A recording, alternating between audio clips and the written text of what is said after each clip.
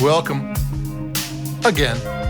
It's Domain Dave from CheapWineFighter.com with another companion podcast for another Trader Joe's wines before we delve back into some retail wine shop wines, maybe some family-owned wineries making great wine. I want to maybe showcase that for a while rather than these store brands, but we'll still go back to the store brands. We always do. And what we have here is the Reichart Gewürztraminer 2020. It's from Germany. It's $6.99. And if you think, I can't drink $6.99 wine in New York State, for some reason they don't allow grocery stores to sell wine. There is one Trader Joe's wine shop next to a Trader Joe's in New York City. And it sells wine and I don't know how they determine which ones do and which ones don't, but certain Trader Joe's wines are in retail wine shops, and there this Reichart Gewürztraminer is $11.99. So it's a $12 wine if you went to a shop. It's $7 at Trader Joe's. And I think the level where they go to get premium wine is $11. So it's $1 into premium wine. So if you're looking for classifications, that doesn't make sense that much nowadays with all the store brands and the different things happening, and even big wine shops having their own brands. The classifications are not as important as they used to be, but I'm going to take a sip.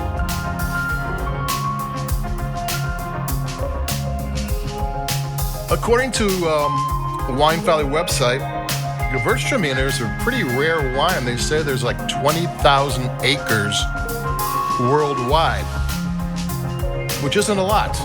Not a lot at all. I mean, there's wineries that have almost 20,000 acres. And in Germany, there's like 2,000. Less than 1% of all the white wine of Germany is Gewürztraminer. Most of it's over in Alsace, in the border of France and Germany. It's on the French side, well, since the war anyway, and in the central coast of California. So it's a kind of a rare wine, and a lot of German wines are on the sweet side, and this one is medium dry. And I'm not a huge fan of sweet wines.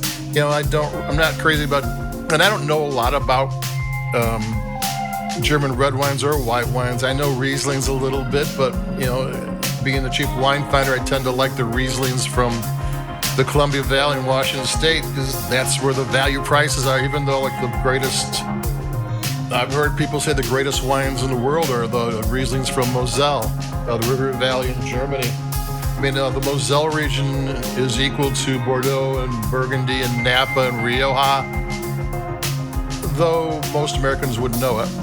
But there you go. So this is a Gewürztraminer. I mean, a lot of people just call it Gewürz, which is like the hardest part to pronounce. The Traminer part's pretty easy, but sometimes you just hear it said as Gewürz. It's got umlauts in it, so how bad can it be? Take another sip.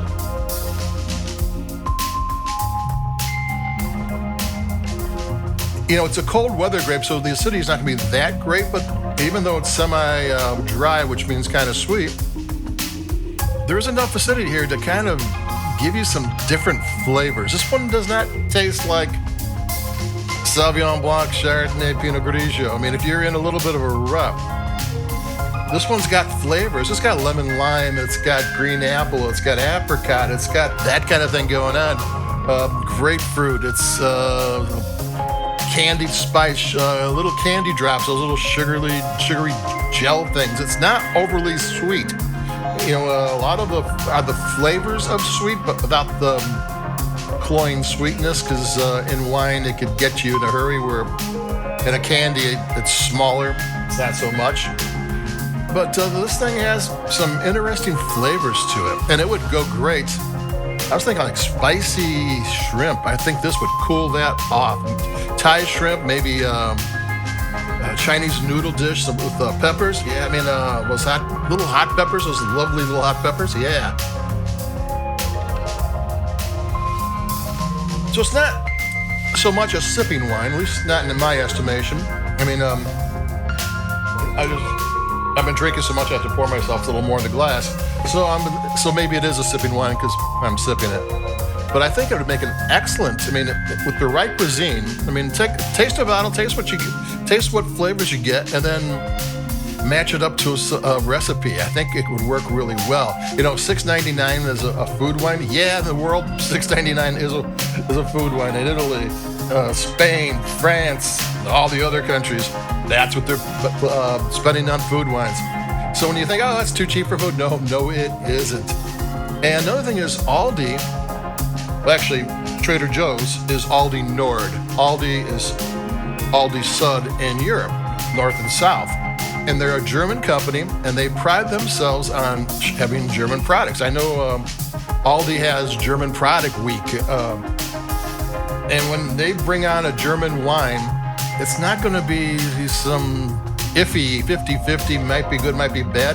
They're going to rock it. They're going to make sure they're showcasing a good German product. And plus in Europe, even in Australia, they are the place to go for value-priced wine. They have a great reputation for drinking great wine. So here's a Gewürztraminer. You know nothing about Gewürztraminer probably, and never had it taste one, but it turns out there's a $6.99 Gewürztraminer, and there is a winery. Emma Reichart is I think it's Schaefer Reichart winery. There is a winery. There's someone made this. This isn't just some strange names put together. So this is a wine, if you're on a wine journey, you need to try it. You'll educate your palate. This is flavors you don't normally get. It'll broaden your wine horizons. Now you have this under your belt. You know a little bit more about wine than you did before you drank it. And that's high praise, and I liked it. So that's it for me, Domain Dave. Like us where you like your podcast, if you will. And stay safe, stay healthy, stay warm or cold, depending on the weather. It's changing rapidly, and I'll be talking to you, so adios, keep it cheap. Bye-bye.